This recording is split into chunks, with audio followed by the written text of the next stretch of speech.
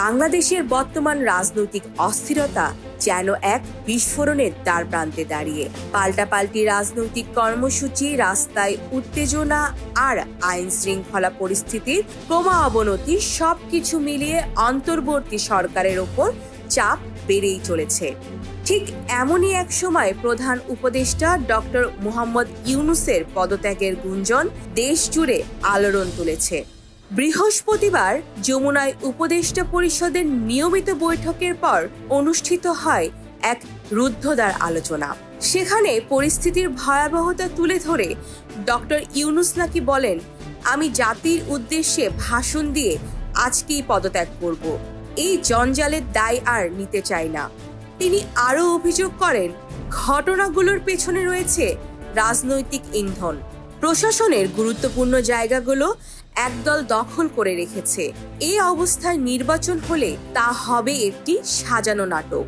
বিশ্বস্ত সূত্র জানায়, প্রধান উপদেষ্টার এমন মন্তব্যের পর উপদেষ্টা পরিষদের কয়েকজন সিনিয়র সদস্য তাকে অনুরোধ করেন আরও 2-1 দিন সময় নিতে। ফলে বৃহস্পতিবার রাতেই ঘোষিত ভাষণ প্রস্তুত থাকলেও তা প্রচার হয়নি।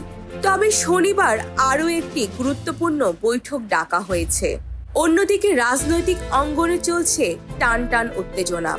বিএনপি, এনসিপি, জামায়াত সহ বিভিন্ন দল আলাদা আলাদা কর্মসূচি চালিয়ে যাচ্ছে।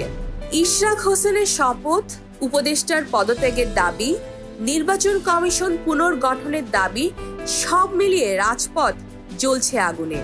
এনসিপি আহ্বায়ক নাহিদ ইসলাম বলেন, আমরা প্রধান উপদেষ্টার সঙ্গে দেখা করেছি। তিনি বলেছেন, রাজনৈতিক দলগুলো যদি এক প্ল্যাটফর্মে না আসে তাহলে তিনি কাজ চালিয়ে যেতে পারবেন না। বিশ্লেষকদের মতে এই পরিস্থিতিতে সরকারের ভিত নড়বড়ে হয়ে পড়েছে। প্রধান উপদেষ্টার পদত্যাগ হলে তা হবে এক দৃষ্টান্তমূলক রাজনৈতিক মোড়। একদিকে রাজপথের উত্তাপ, অন্যদিকে যমুনার রুদ্ধদ্বার বৈঠকে ক্রমবর্ধমান অস্থিরতা। সব মিলিয়ে প্রশ্ন উঠেছে, ডক্টর ইউনূস কি সত্যিই বিদায় জানাবেন, নাকি শনিবারের বৈঠকেই হবে কোনো নতুন নাটকীয় মোড়? বাংলাদেশের রাজনৈতিক ভবিষ্যৎ আজ এক অনিশ্চয়তার মোড়কে। এই সংকটের নিষ্পত্তি কিভাবে হবে সেটা এখন সবচেয়ে বড় প্রশ্ন।